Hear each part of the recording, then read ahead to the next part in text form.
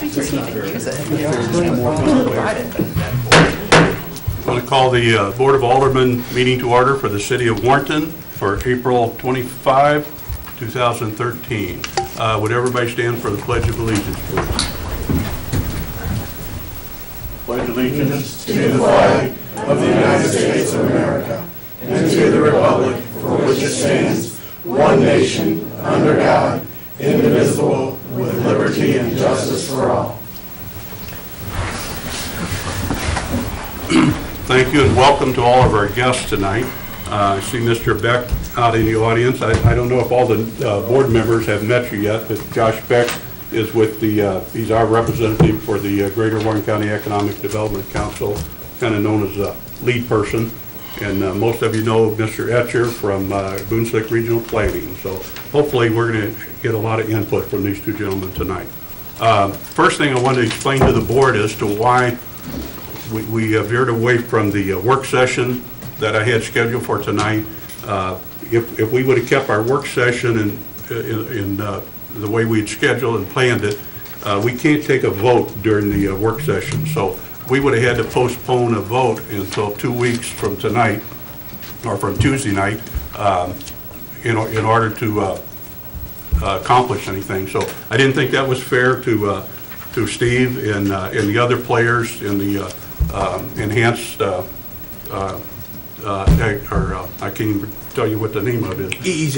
EEZ zone. So anyway, I thought I wanted to accomplish two things tonight. I wanted some input from the audience, from Josh and Steve, and anybody else that might be able to shed some light on our questions and answers.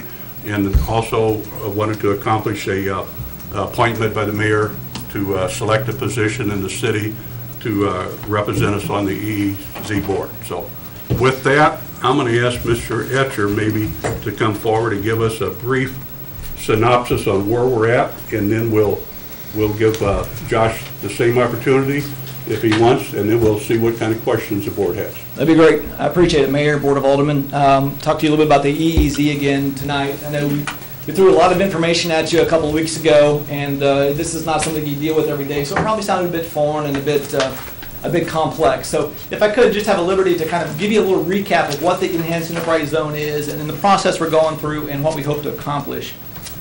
Just kind of as a ways of introduction, the Enhanced Enterprise Zone, which if it's okay with you, I'm just going to call it the EEZ from this point forward. That'll shave about 30 minutes off the meeting today. It is the state income tax credit program that's available for qualifying businesses within specified designated boundaries.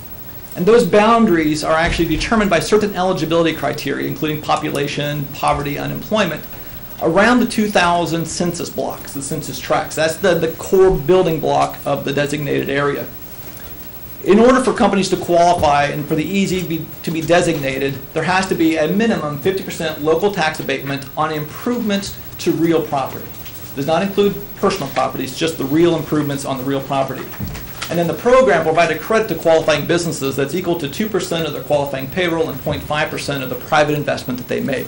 That's the formula the state uses to determine how much of a tax credit to get to qualifying businesses. The process is a bit complicated. I'm going to give you just a summary level of what the process is to get the Enhanced Enterprise Zone and designation approved by the state. The very first step is to appoint an Enhanced Enterprise Zone Advisory Board. The lead applicant is responsible for this, and the lead applicant for this particular designation is Warren County. The statutes require 7 members to be on this advisory committee. 2 representatives, or 1 representative which is from the represented school districts who are impacted by the boundary, 1 which is a representative of the other taxing entities within the specified boundary, and then 5 are appointed by the lead applicant.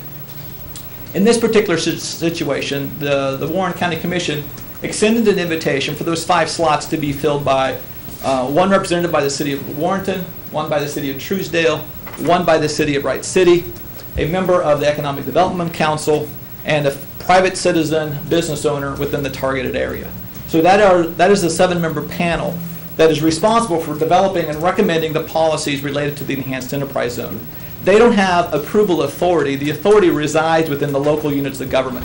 The county and each city in the impacted area will have to pass an ordinance adopting the Enhanced Enterprise Zone based upon the recommendation of this advisory council.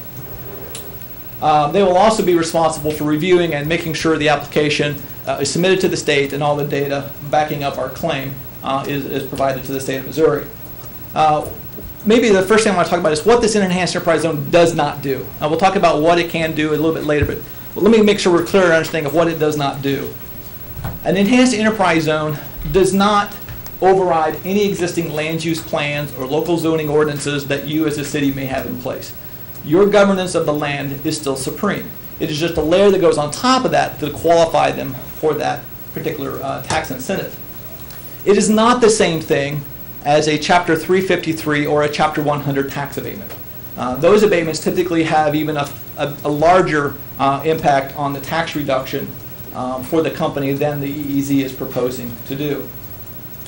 The EEZ does not require an abatement of the personal property tax, which if you're dealing with a very large business with a lot of equipment and machinery, that's a substantial amount of investment. It does not grant the authority to any government entity to impede on personal property rights. It doesn't allow eminent domain. It does not require or allow any conversions of land. It is really a geographic designation only.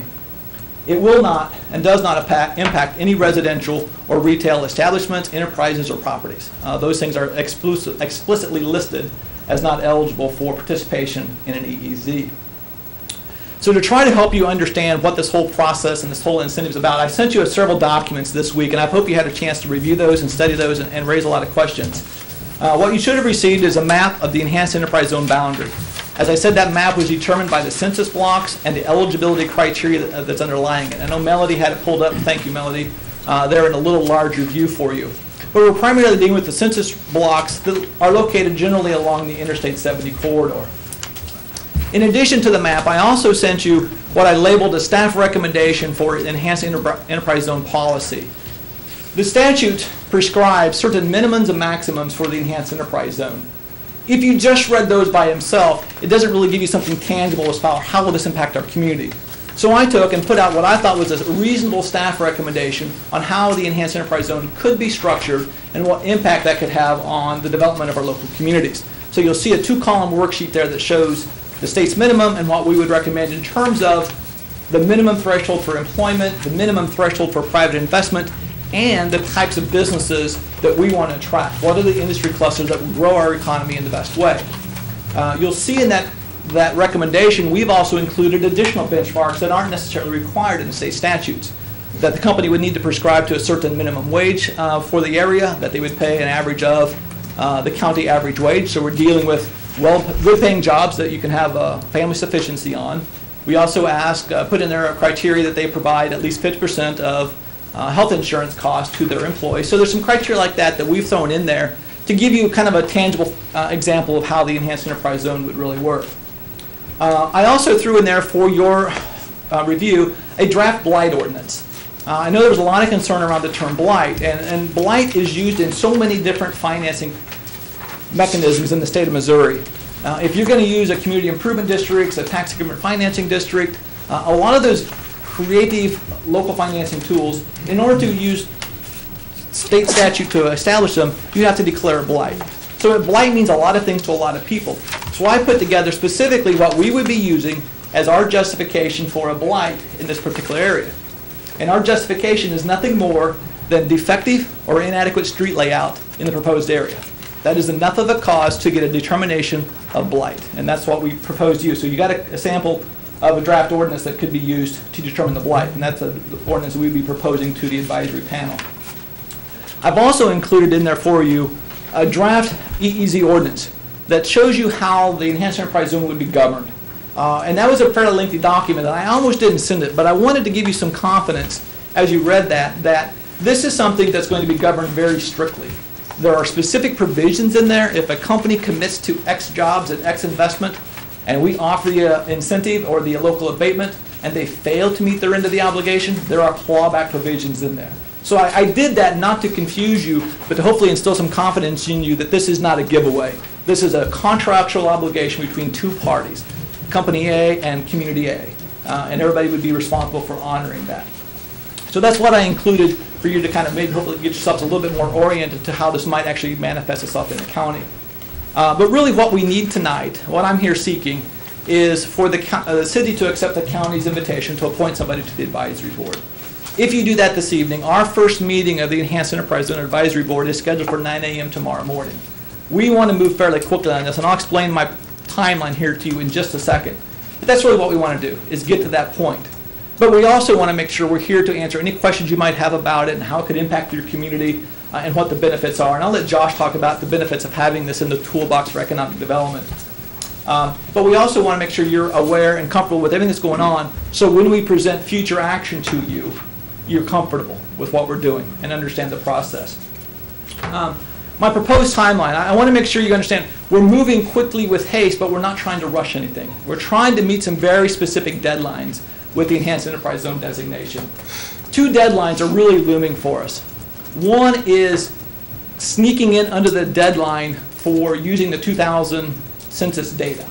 The state, around the 1st of May, could be before, could be after, will be converting to the 2010 income information, which will not, the qualifying run we have is based off of 2010 data. The income levels are going to be substantially higher, and I seriously doubt any part of our county will qualify in a 2010 run. So we're trying to get the EEZ public hearing and ordinances prepared before we have to use that new data. So that's deadline one that we're trying to rush for. So that's why we got this first meeting set for tomorrow morning.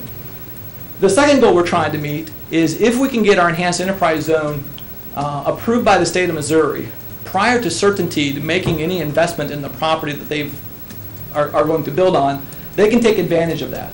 Right now, certainty can only take advantage of the Enhanced Enterprise Zone on the Montgomery County portion of the project. We want the development to span both counties, and to do that, we want it to be somewhat of a level playing field for those two entities. So we're trying to get it approved so certainty can take advantage of it. So to do that, what we want to do is meet as often as regularly as we have to as the advisory board. So come your first meeting in May, we can give you, here is what our board is recommending. Give you a draft to look at, give you a chance to digest it, question it, reform it as we need to. So by the second meeting in May, we can present to you, here is our final draft of our EEZ board recommendations. That will allow me to get the application, the public hearing with the county on May 23rd. I can submit the application to the state of Missouri on May 24th. They should be able to give me approval by May 29th, which will beat that June 1st deadline that we're pushing for. And it's a very compacted timeline, and I apologize for that. But unfortunately, it's just kind of the circumstances we're working under. So I want to use tonight to get you as clear and comfortable with the EZ as I possibly can, so we can try to meet some of these deadlines. So that actually is brief for me. I apologize. I know that probably took 7 or 8 minutes, but that's brief for this matter, because it's a fairly complex project that we're trying to, and process we're trying to work through here. So any specific questions I can... Are we the last spoke in the wheel to make this thing work? Yes, I have 6 of the advisory board members confirmed already, yes. Okay. But no other taxing entity that is required to pass an ordinance has done so, correct? No, none will until we present to them the draft recommendations. But at that point, the county will have to order a commission order. The city of Wright City, Truesdale, Warrenton will have to pass an ordinance, and the village of Pendleton will have to pass a resolution. So all of this information will be presented to all those municipal levels of government at that time. If you don't mind, let's let Josh talk Absolutely. about the good things, and then between the two of you, maybe you all can field any questions we might have. That'd be great. Thank you. Okay. Well, hello everybody. My name is Josh Beck, as he said, and I am with the Greater Warren County Economic Development Council. First off, thank you for inviting me to be here today, and to those that I haven't got to work with yet, I look forward to working with you. We, on behalf of the Greater Warren County EDC.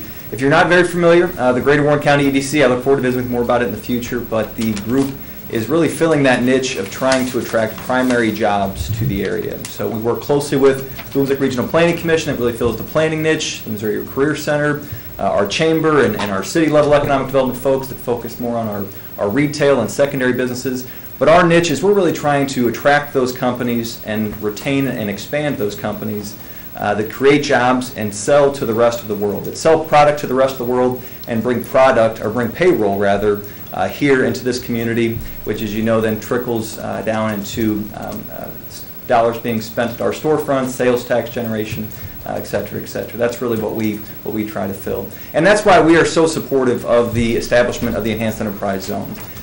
Many communities, many regions, many states, many countries are out there actively competing for the same projects that we are. It's a very intensely competitive field, and therefore we like to have our toolbox as well established and full as we possibly can, and that's really how we view the Enhanced Enterprise Zone program.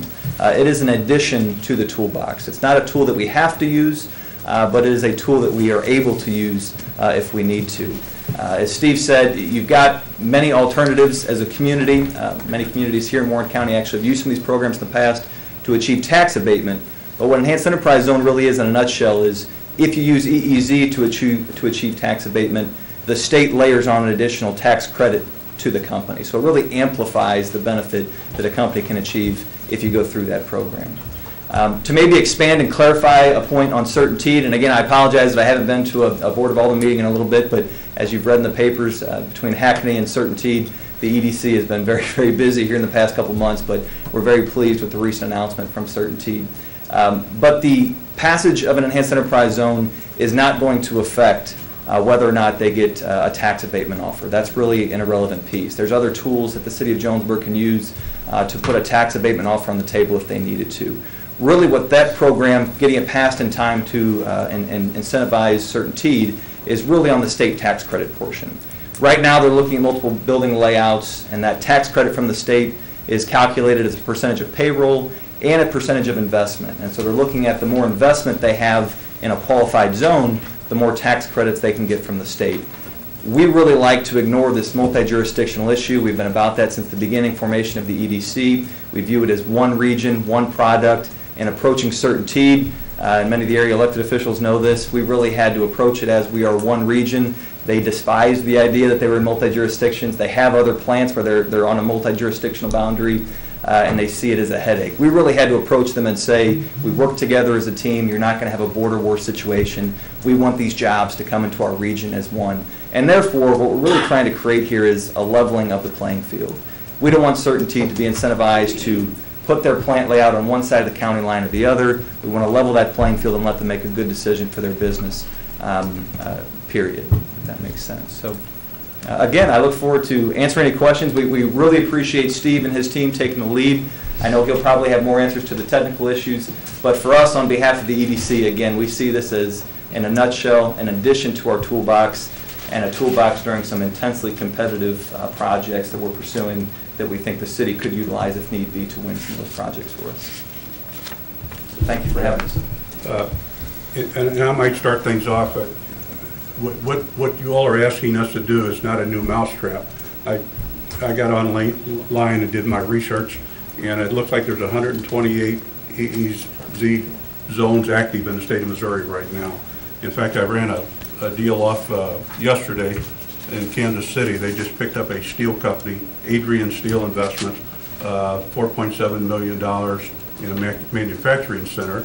And down at the bottom it says the state of Missouri helped make Adrian Steel relocation in Kansas City possible through a strategic package of economic incentives, including $228,801 in an enhanced enterprise zone tax credit. So it must go on all over the country. So. That's correct, and actually a very common request from companies when they're looking throughout the state of Missouri especially, and even in other states that have similar programs that are often even frequently called enterprise zone programs, they ask that, is this site located in an enterprise zone? It not only tells them that they might qualify for some state level benefits, but it also tells them that the community is interested in industrial development, and it tells them specifically when you lay out some of those things that Steve has in the proposed ordinance and the proposed types of projects we're looking for, it helps the community or the company see what type of projects the community is interested in, which is beneficial to them. At this time, I'll open questions to the board. If you want to direct questions to Josh or Steve, now's the time to do it. Go ahead, Gary. Well, a couple of things just to react to what you said for clarification. You said that they could go back to Jonesburg for abatement if they need it. So does that imply that if you have a district, the abatement doesn't have to be part of it? So what the state requires is that the community offer at least 50% real property tax abatement for 10 years in order to qualify for the state tax credits. So when you said if more, that would be above the minimum. So if Jonesburg had to go above the minimum, they'd go and get above the 50, is what you're saying. No, Jonesburg could even use another program to achieve the 50. It doesn't have to be through the EEZ to achieve the tax abatement, whether it's through 353 or 100 or EEZ. They can use any of those existing programs to achieve the tax abatement to get the state to offer those tax credits. Once the guidelines are set for the abatement, does that apply equally to anybody coming in? So in other words, you have certain criteria to receive certain, those things are not arbitrary in the sense that the board could not say, well, we'll give it to this company, but we don't this. So anybody who falls within the guideline gets the benefit of the credit. So it's not a political issue from that standpoint. That's a great question. In fact, it's been asked before. There are two ways you can establish the EEZ policy. One is discretionary and one's non-discretionary. What we are proposing is a discretionary. You meet this, or non-discretionary. You meet these criteria, you qualify. If you're in this qualifying industry sector and you're having this much job creation and this much investment, you qualify, period. As long as the state recognizes their application, they qualify. It takes the process out of deciding, do we give it to company A and not company B because of this or that. It makes the governance more transparent and far more equal, I believe. And that's what we're proposing. But we can go either way. I just don't think we want to be in that position.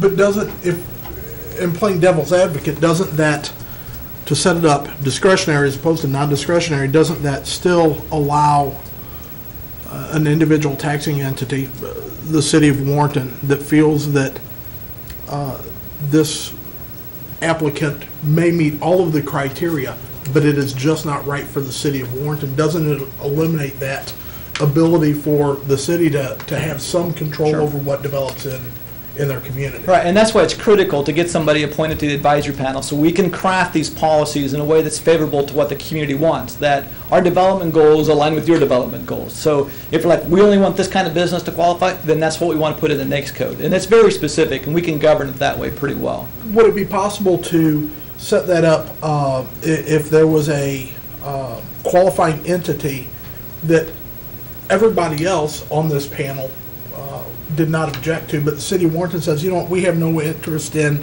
having electrical power generation or transmission?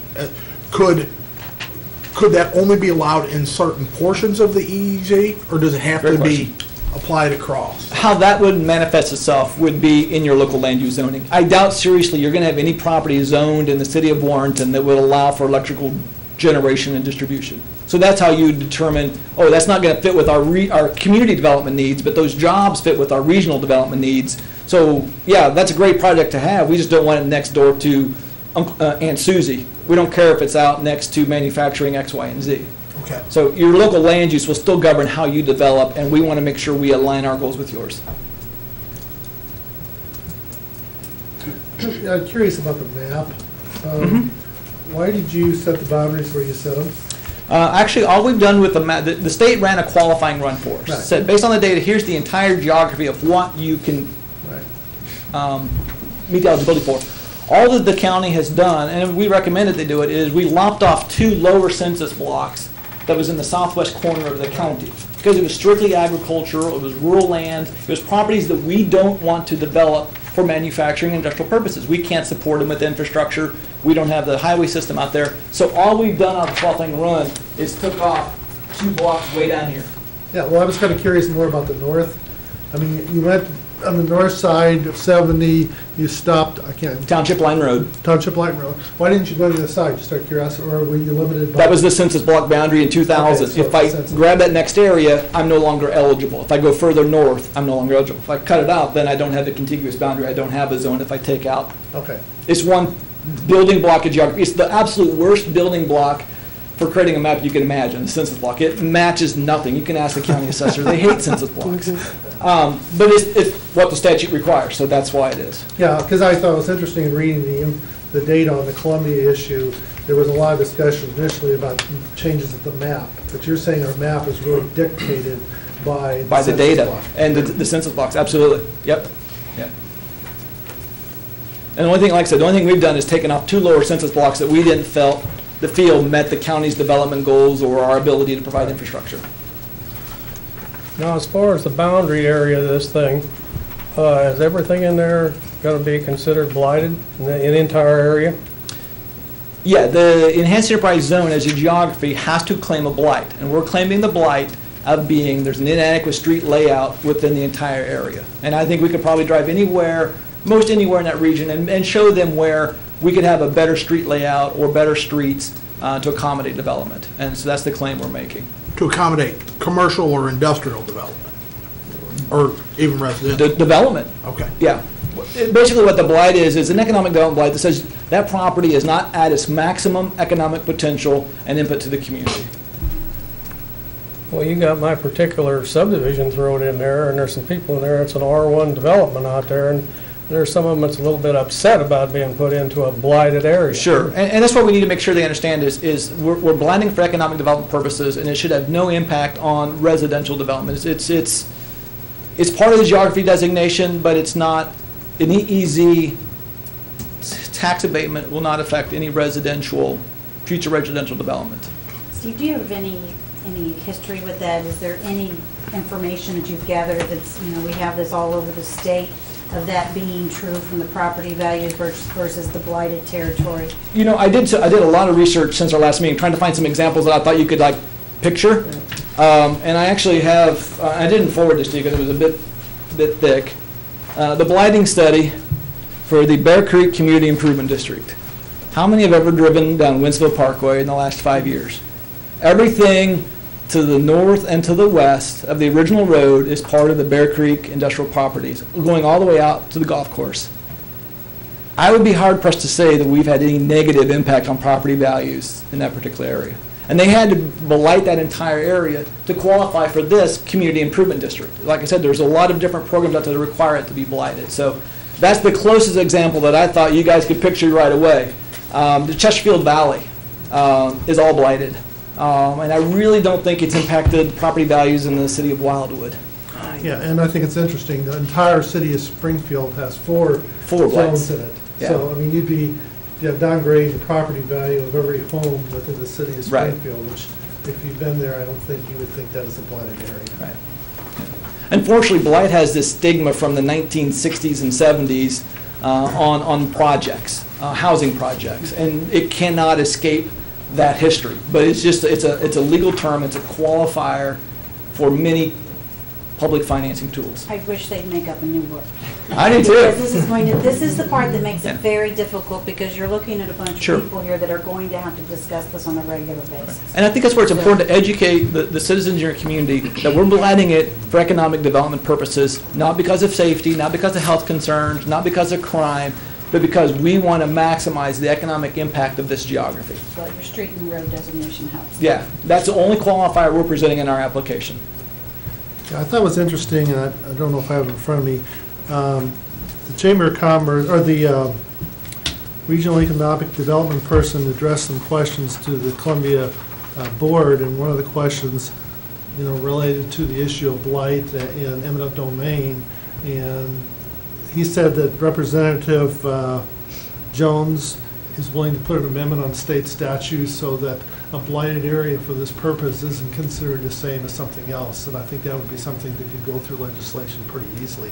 Kind of takes the stigma away, Right. the fear of blight. Well, then all of a sudden you got eminent domain issues, and their report indicated there's no such issues like that. And by state statute, if you change Chapter 135 and put different wording in, it would specifically say if you're being blighted for the purposes of an enterprise zone, that you would be excluded from any of the traditional thoughts in terms of eminent domain. Right. And we've encouraged those types of reforms in the past. Interesting, this comes up almost every year in the General Assembly. And all they keep doing with the EEZ is taking money from other tax credit programs and throwing into the EEZ. That's the reforms they're making. They're not changing language, but they could really clean it up in pretty short order. And I've talked with Bart Corman about that as well, and he understands and supports that. So. And we're looking at 25 years, Yeah. okay? What is the state assurance that their funds are going to be available for 25 years? I mean, do we have any wording within the state program? well, whatever guarantee you feel comfortable the government giving I you. guess that's, yeah, There is I'm none. making a It's- hypothetical yeah. there, but it just, that's a long time to say that the government's Sure. going to be. No, I mean, that's a legitimate question, and the thing is, what happens in 10 years from now if the state doesn't have any budget and they get rid of the enhanced enterprise zone tax credit? Yeah. Well, at that point, then maybe you look at, do we want to repeal our EEZ since there's no state program out there as an incentive? You have that option. Well, that's what I was wondering, within the wording of our ordinance, do we have wording that states something similar to that we can do that if the state. Well, the state statutes, in essence, gives you that authority all the time. It would just have to be the same process to approve. It would be the same process So what's our legal to liability rescind under it. contract with the companies that have agreed to move in with that agreement? That's a great question. I believe they have to file annual applications for the tax credits. There is no, here's an incentive, here's an estimate of your benefit, but the state cannot encumber future budgets, so. Thank you. That's one of my main questions. Yeah. Thank you. Yeah, and I don't think, the company I work for, we get about $500,000 of tax credits every year through neighborhood assistance programs and other programs. And that's always something you talk about, is there going to be some shifting in the credits to take some from one place or move them and put them someplace else? So it's not concrete, but, this is an area that doesn't look like, there's not much discussion about making that go away as we follow the discussion that goes on in Jeff City. They invested in things that are performing, and I see that. And they're taking money from programs that haven't been performing. Right, that's exactly right. Steve, I have, in the last week, had an opportunity to have a couple of discussions with people in the business community, just some citizens of both the city and the county, and some other taxing entities. And a lot of my questions have been answered, but I'm going to ask them now so that people that weren't privy to those conversations. I understand that once this panel is formed, they're the ones that are going to develop this policy and these guidelines. Some of the information that you provided seem to have at least some contradictions. One of them on the average wage, on the scale for the additional abatements, it states average new payroll at 100%, 110% of county wage and so on. But then in the sample ordinance, I think it's number 5. I did not change the language on the ordinance from the sample I had regarding the NAICS or the wages. Okay, the eligible companies shall pay employees a wage equal to or exceeding the average wage. And my question would be, is that the new employee's average wage from corporate to lowest level, or is that you have to pay above the average wage at a minimum? Typically, in the ones that's surrounding you, the counties that's surrounding you that have EEZs, it's the average wage of the new employees. It's not a minimum wage for every position that you count towards that. But as the advisory board, that'll be a discussion we have, is how do we want to project this to where we're getting as much benefit to the community as possible. The bad thing about it is there's zero money in this for like oversights and policing this. So, they'll submit an application to us and say, here's what we're proposing, and they'll have to certify to us each year that this is what they've done. But there's not going to be the legwork to go out there and survey every employee that they've hired and say, did they pay you at least this? We'll get information from them on an annual basis, but we're not going to be able to police it that close to where I would want to go out there and make sure everybody met that threshold. Now, if that's what the advisory panel says, though, that's what we want to do, then that's what we'll recommend. It's not compatible with what's around the state. And some of what I've met with is some skepticism of that average wage and a concern that we're going to bring a lot of, not minimum wage, but a lot of employees coming to the community that aren't earning a wage that will allow them to invest in the community through purchasing cars, building homes, that the average will be skewed by executive level pay, and then the majority of them will be a lower level pay. And that's a great point. I mean, we want companies coming to our community that pay the wage, that provide family sufficiency, and then some. And the county minimum wage, right now, our county average wage is more than double the minimum wage. So what is it? $14.81 is currently. Okay. And the state of Missouri updates that every year. So we're not talking minimum wage jobs. We're not talking $10 an hour flipping burger type of jobs. We're talking $14.81 minimum average pay. Now, if it's very important, if it's of significant importance to the community to say every job has to meet that minimum, then we'll just have to draft it accordingly and make that recommendation. But your question, John, is if the CEO gets $1 million over right. and it's used in the calculation, it's going to skew the minimum wage. Right. And you're saying that doesn't happen? I've not seen that happen. We can definitely take that to advisory board and we can craft that's why we want this input. We'll craft it. If you say production non-executive pay has to be the average of minimum wage, that's how we'll present it. And that's what, I don't know that it happens, and I have no real belief that it does, but that is some of the skepticism. Right. Same with Great question. the blight designation. Another concern that I've had was a question of whether or not using the 2000 census versus the 2000 census data, are we being unethical in trying to rush in and get into this, because we know we don't, as we stand right now, we don't qualify for it, but we're using old data. Well, I don't know how. First, we don't know we don't qualify in 2010. We assume, based on what we're seeing from the American Community Survey, we're going to assume the income levels are going to kick us out of eligibility. No, I don't feel like we're being unethical because the state is encouraging us to get this in before they have to use new data. They're the ones that's really pushing that window of eligibility. Okay. Yeah, there's clear transparency with the state on this. In fact, she's like, we will work with you however, but we got to get these dates met and we will get it in. Okay. And then I think the only other one that I had was a concern over the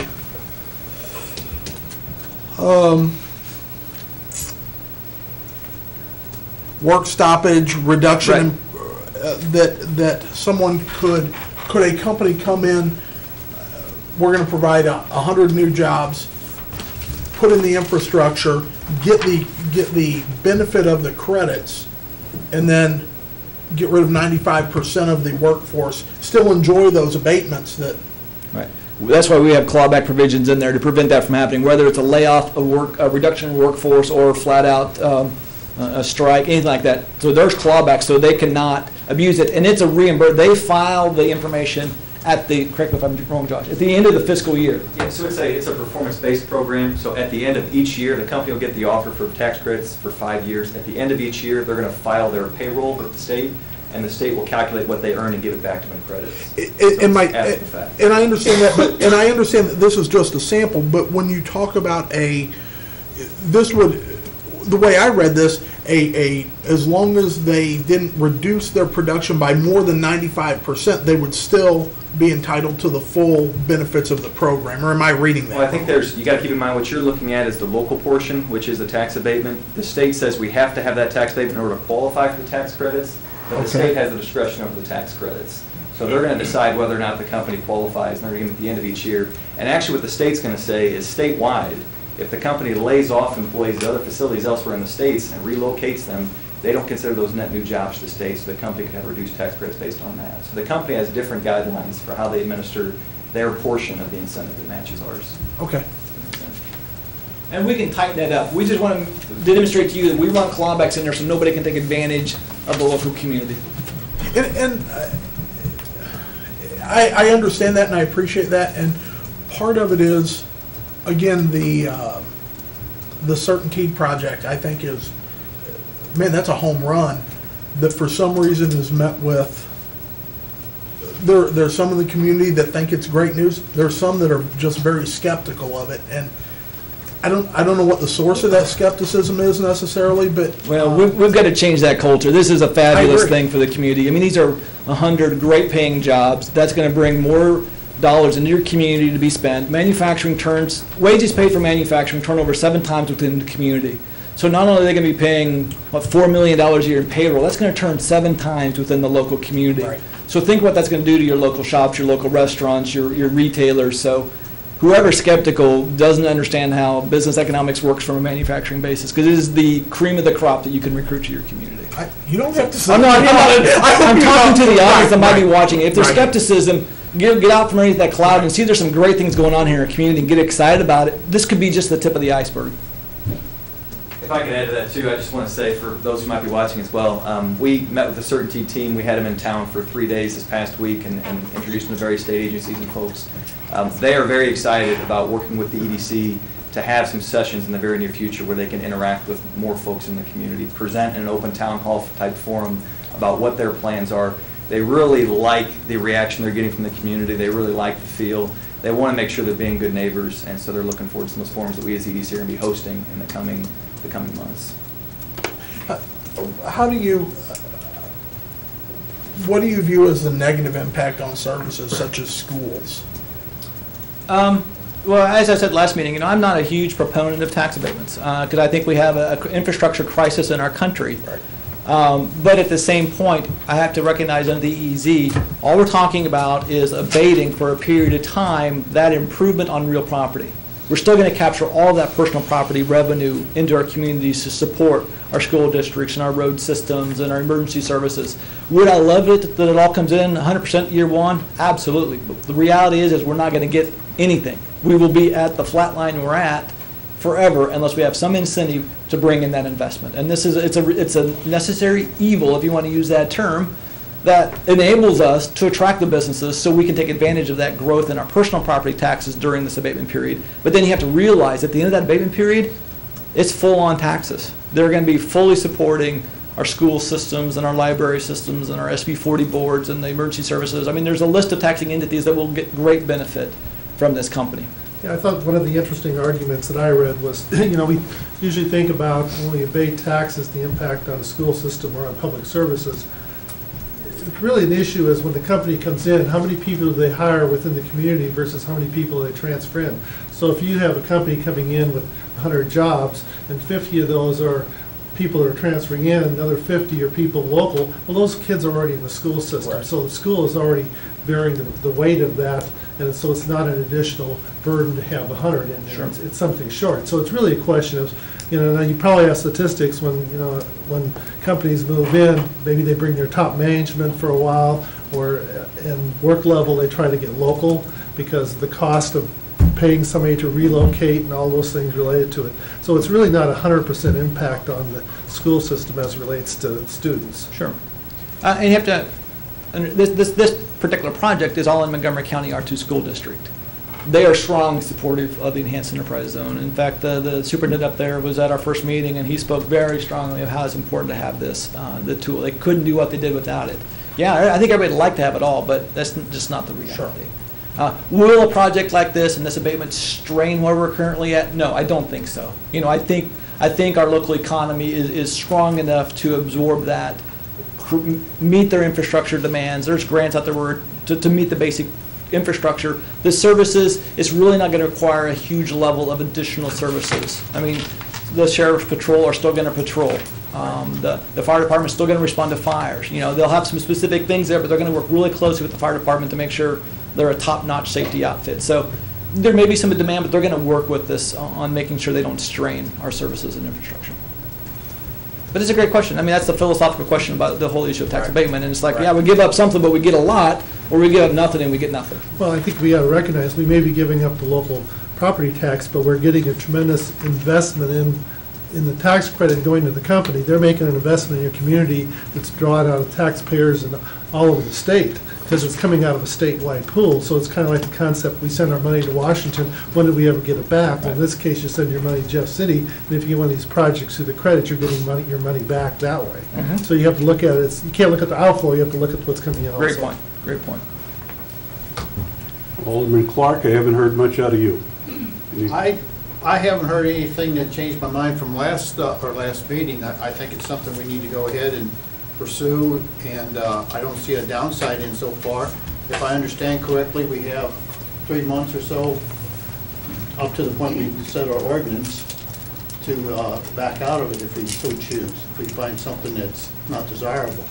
So I don't see any reason why we're not going forward with it. And we're probably not looking at 3 months anymore. We're really going to try to get this thing within the next 6 to 8 weeks. Well, that's still plenty of time to find out more information. Yeah, just so I just want to make clear. And Steve, I appreciate you coming back. I know a week and a half ago we gave you quite the big overview on this topic. I get paid for combat pay. It's but the reason we did that is because we didn't have enough time to digest, and I can already see on the board that everybody's had a little more time to get online, get into the internet, and ask some questions. So I appreciate you taking the extra time, but I think it was very beneficial for the board to have that extra time and be able to ask you additional questions. Alderman Dreyer, haven't heard anything from your end. Same as John, just nothing's changed for me, really. All your questions been answered? And Alderman Flake? I got a question about the advisory board members. I think we got some input on the initial membership of going on that board. When that term expired, how do they go about filling the term, and what's the process for that? Sure, great question. The advisory board will actually be established by commission order. It's a resolution that's prepared that they'll adopt. The 7 members will serve a 5-year term. They're staggered to start with to get everybody into that cycle. The school and the other taxing entity will serve the first 5-year terms. Then I've got 2 slotted in for a 4-year term, 2 for a 3-year term, and then 1 for a 2-year term. At the expiration of those terms, those people can just be reappointed. They're appointed by position, not by name. So if it's the groundskeeper for the city of Warrenton, it's always going to be the groundskeeper for the city of Warrenton. All that would change that is if you said we can't do that anymore, and you asked the commission to change their commission order, and then we would change our application, amend the application to the state. But it's locked in. And there will be assurances in how that order is written, so that when that term expires, my understanding is currently the commission is allowing representatives from each city as a courtesy, but that will be written into the order so that a change of the administration at the county and a lapsing of that all of a sudden a city or a taxing entity wouldn't be included. No, that would be that's not their intent at all, and the language is fairly enforceable on, fairly forceful on that. Yeah, I'm not worried about the current administration. Yeah, I'm worried about subsequent administrations and change of philosophy there. It's locked in. They would have to go through a pretty arduous process to change that order and modify the application, get all the local communities to re-adopt the ordinances. Okay. It's pretty fixed from day one. Okay. Yeah. And honestly, I think the county's approach to this was great. I mean, they could have appointed 5 anybody's. But to get the cities involved, they understand who's impacted by this. So I think they understand the questions you guys have raised, they understand that. And that's why they wanted to make sure you guys were engaged in the crafting. And I think it goes a long way to the cooperation of cities and counties. Good. Hopefully. Good. Will continue. Any other questions? Thank you, Steve. Thank you, guys. I Appreciate it. Josh, thank you for being here, too. I think you all answered a lot of good questions for us. So. And Terry, you can correct me if I'm wrong. I assume this is a mayor's appointment to this position, and I'll need a consent board, vote from the board. Advice and consent of the board, yes. Mr. Mayor, I'd like to hear what our economic development person has to say, and I'd like to see if there's some people in the public who have comment, because there is a public comment section on the agenda. Actually, Mr. Rock, I had called some different communities that have EEZs. One was Rolla.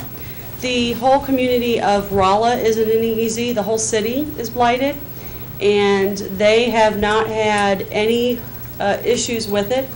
They have not noticed any evidence that it's hurt the community in any way, shape, or form, and it has not had any negative impact on the area. It's a tool that they have used.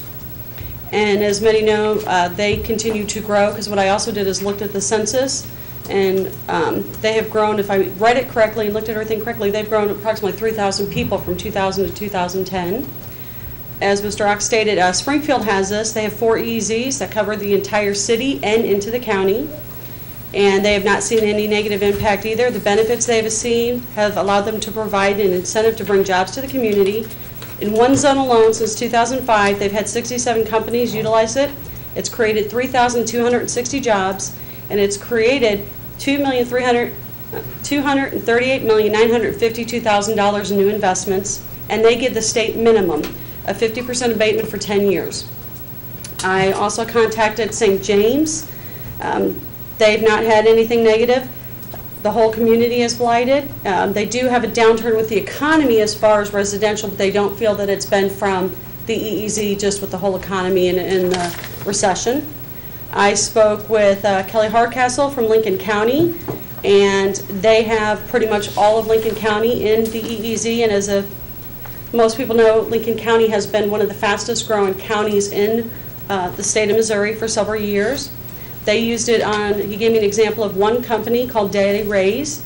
They went from a 60,000 square foot facility to a 150,000 square foot facility. They use a point system. If you're an existing business that utilizes it, you get additional funding versus a new company that's coming in.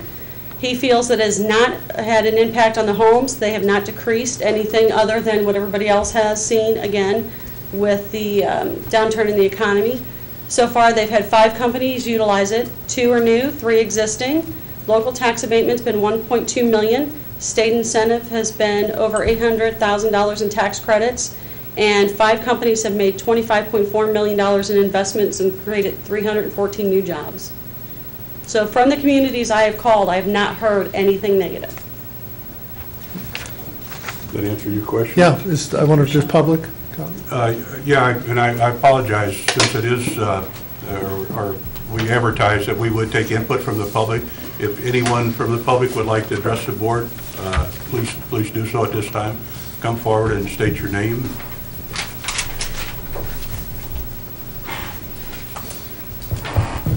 My name's Gary Foland, and I live on Robin Lane, which is inside this zone that you're talking about here. I would like to just ask one question. If I have a business that's, say, a quarter of a mile south of this zone, and I want to take advantage of this money from all the rest of the state taxpayers, what would I have to do to qualify, or could I qualify? Couldn't qualify. Yeah, unfortunately, that's can you guys hear me okay? Yeah. Yes. That's a firm boundary. I mean, if you're located south, I mean, if you relocated your business into that zone, it still wouldn't qualify because it's net new jobs to the community, and you would just be transferring, and that's not what the program's trying to do. Okay. So unfortunately, it's a harsh Okay. job. Thank you for that. I've got a few points I would like to address the board with. I mean, I've listened to that and shoot, I'm almost for it. And I think there's, lots of good intentions. Problem is, there's a whole bunch of facts that get in the way. So I got 4 or 5 things I'd just like for you all to consider, please. First of all, just consider that they don't work. According to the Show Me Institute, they completed a study last year or 2. You may have looked it up. I hope you did. But they took counties from 1980 to 2005 that qualified for enterprise zones, and they compared them with neighboring counties of like nature that did nothing with enterprise zones during that same period. So from 1980 to 2005. One group, enterprise zones all the way through. Other group, no enterprise zones. Their conclusion was that at best, there was no advantage. With the raw data in each of these categories, total employment for the county, total labor force for the county, total personal income, and per capita income, all of those increased at a higher rate in those counties that did not have the enterprise zones than in those counties, those neighboring counties that did have the enterprise zones. That's one. I appreciated a couple of the comments that they used in selling this. One was qualifying businesses.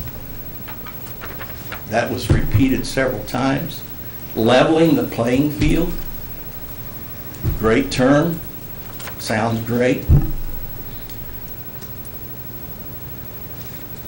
And I know, and I'm speaking here to elected officials, and I know our country right now is a country where everybody is doing what's right in their own eyes.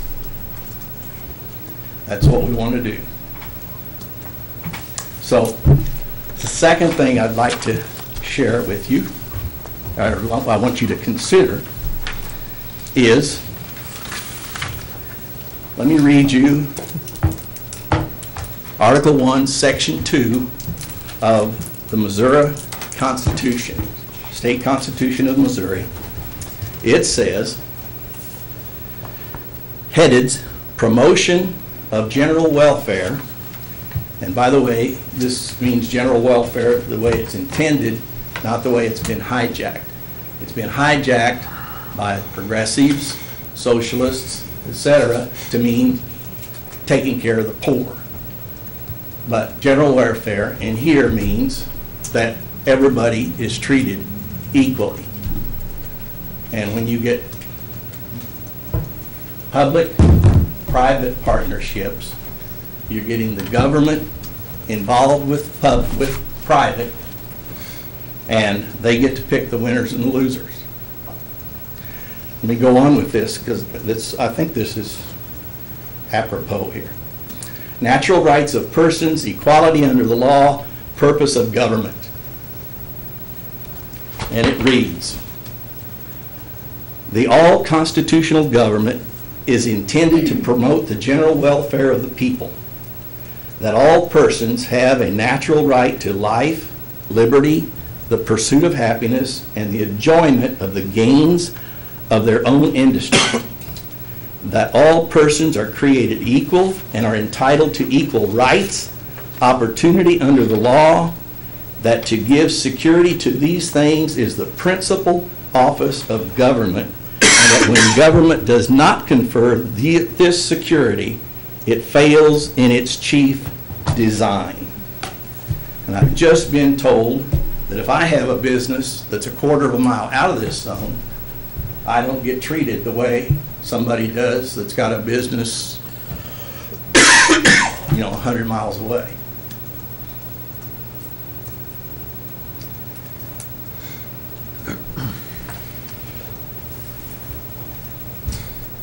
Also, there's this issue of blight, which has been raised, and I love it. Say words and say how we're going to define it. It makes me feel real comfortable because I know that no one would ever want to argue with what is. But it seems to me that when people want to do something, they can take a word and make it mean whatever they want to mean to meet their ends.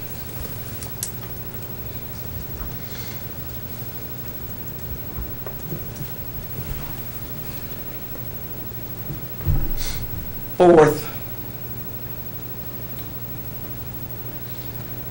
State Auditor Susan Monteith, in her audit of enterprise zones, said there is no evidence that enterprise zones are a good use of tax dollars. Auditor Tom Schweik harshly criticized the Department of Economic Development for failing to properly monitor the effectiveness of enterprise zones. So there is also a credibility issue. Those are some things I'd like for you to consider. Thank you. Anyone else want to address the board from the public? I'm Cindy Fitch. I live within 1,000 feet of certainty, and the reason I'm bringing this up is I believe that this is being pushed through for the purpose of Senator T's advantage. And I'm against this zoning, this EEZ zone, and I just wanted that for the record. I don't think it will enhance my value when I put my house on the market and say that it's in this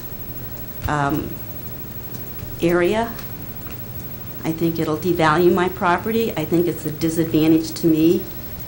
And good for Senator T to come here, but consider the people in the community that are being negatively impacted by this rezoning. And I do believe it's because of Senator T that this is being pushed through. Ms. Fitch, do you believe that the economic zone will hurt your property value, or do you believe that certainty being located will hurt your property value? I believe both. Definitely, certainty will devalue my property because it's a heavy industrial asphalt plant. And to be in this zone, what is the word that they were Blight. using? The blight Blight. zone? That's not going to look good on my little sales flyer. And again, you can call it what you want, but it's blight. And I don't think our tax dollars, I pay taxes. I pay my fair share of taxes. Centerteed is a $3 billion, they made $3 billion in sales last year. And why do they need this tax incentive? Why do we need to pay, why do we need to give them the taxes so they don't have to pay their fair share?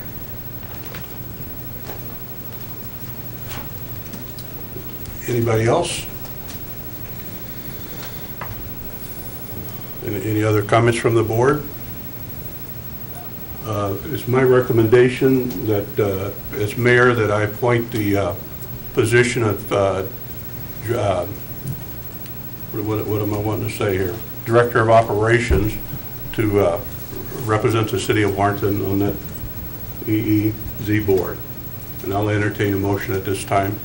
I'll make a motion to designate the Director of Operations as the City of Warrenton designate to the EEZ Economic Enhancement Enterprise? Enhanced Enterprise Zone Advisory Board. EEZ Advisory Board. EEZ Advisory Board. Enhancement Enterprise Advisory Board. Second. Alderman Cornell made the motion, seconded by Alderman Clark to approve the mayor's appointment, the Director of Operations to serve on the Enhancement Enterprise Zone Board. I ask for a roll call vote, please. Alderman Dreyer, Yes. Alderman Flake, Yes. Alderman Cornell, Yes. Alderperson Casterly, Yes. Alderman Ock, Yes. Alderman Clark. Yes. Motion carried 6-0. And that's all I have on the on my program, so at this time I'll entertain a motion to adjourn. So moved. Second. Motion by Alderman Cornell, seconded by Alderman Flake for adjournment. All those in favor say aye. Aye. Opposed likewise. We're adjourned.